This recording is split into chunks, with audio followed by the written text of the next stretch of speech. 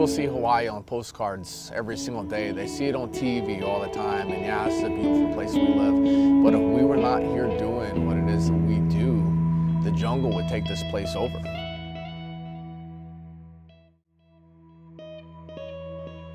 There is no room for error. There's no room for error. If you make a mistake, you kill yourself. If you make a mistake, you kill somebody else. If somebody else makes a mistake, they kill you. We are the Coconut Cowboys.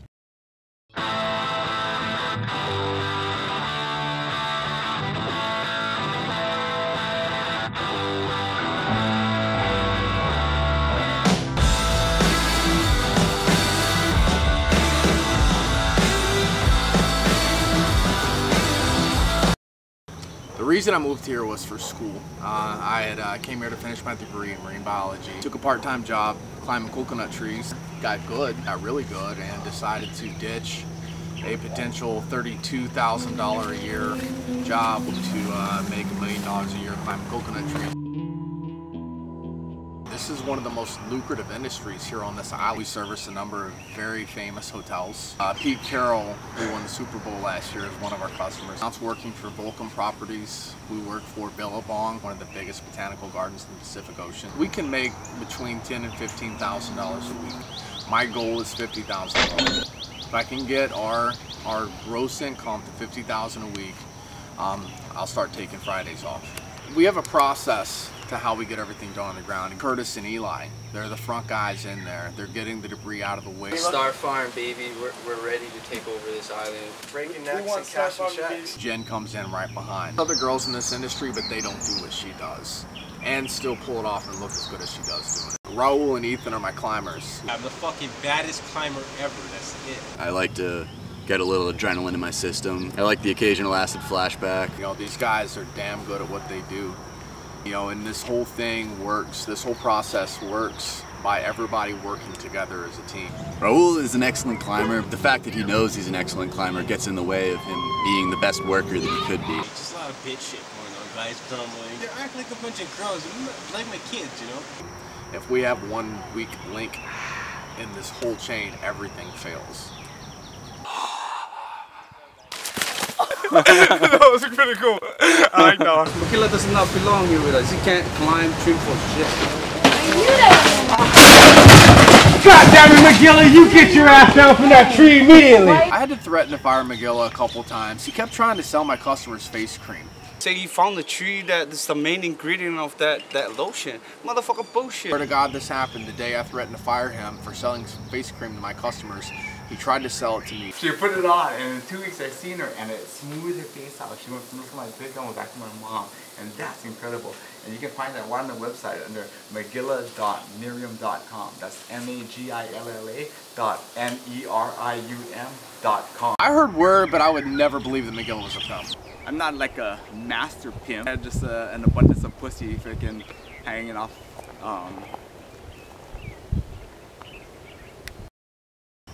I don't know if Magilla will ever do okay with the ladies. Hey, watch out, he's got a machete in his hand. And he knows how to use it. I'm not sure. He seems to be pretty confident about it with Jen, but that's just really not the case. Better maybe if you came around the corner and then you caught Jen blowing me. Then What? Did you just say God? Jen blowing me? what the fuck was that? Oh. Alright. If Jen asked me to be in a relationship right now, hell no. Mike's not really boyfriend material. Absolutely not. No way. He took me to the beach one night. So, hey, well, let's go do something. She was brand new to the island. He just so happens he had a radio, blankets, pillows in the back. And I completely did not stage the blanket, the bottle of wine, and the cheese and crackers in my trunk when I picked her up. That was already there. Out with him again? No. You know, I've known Jen for a long time. We've got a pretty tight relationship. It has changed. I'm her boss. So now he's actually professional. We have to take what we do very seriously, but there's a lot of goofing off. You know, a lot of horseplay, and it'll usually calm down by the time I roll up on the job site. I was coming down for the tree and man, I got stuck. Oh! Guys! For freaking almost a whole lunch break. I have to find out who did this shit, you know? Probably John, I'm not sure, man. Yeah, I tied him up. Take a leak right in his truck, man. In fact, I'm not sure take a leak in all their trucks.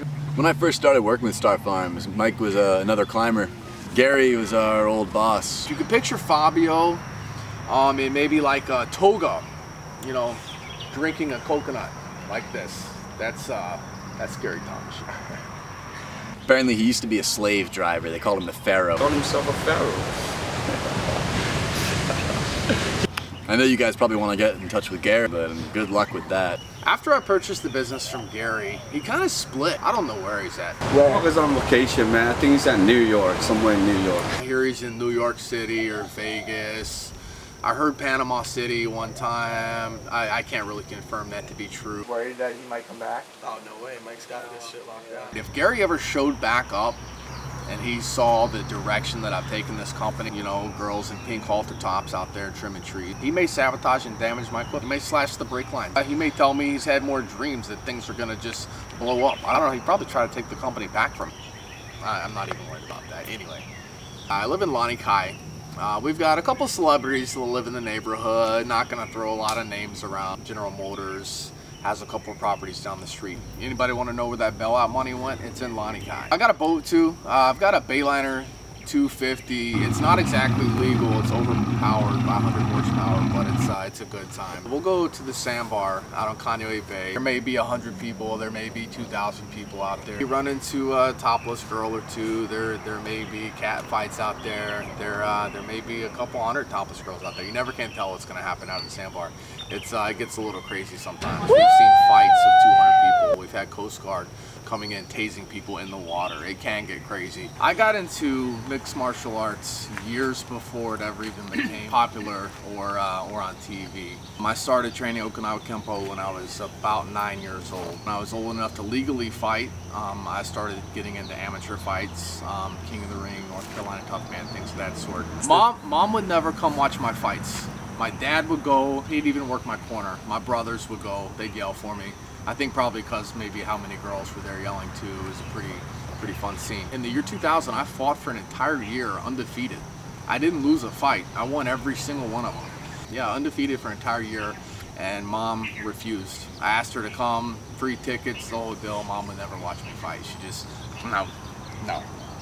That's Mom. This is you, Mom. No. When it comes to my profession and what I do for a living, my mother will not even call me during the day. She's too scared to call my cell phone because my mother thinks that if she calls me, my cell phone's gonna ring and it's gonna scare me. I'm gonna fall out of a coconut tree, and she doesn't want to be responsible for killing her oldest son. People have died on this island from coconuts falling and hitting them on the head. Every one of the coconut trees on this island makes big coconuts, and every one of these trees are tall, and these coconuts are the size of bowling balls, and they do in fact fall off. They need us here. People die, people get killed, people get sued, people's cars get bashed if we don't come in and take care of what they need us to take care of. We are the best on this island at what we do. There isn't another tree company that can do what we do. The other guys, they're slower, they're not as fast. We can hang with the big guys. I've got a 7-man crew that can handle what any 20-man crew can do any day of the week. And we'll make it look better, and we'll do it faster. We do it for less money.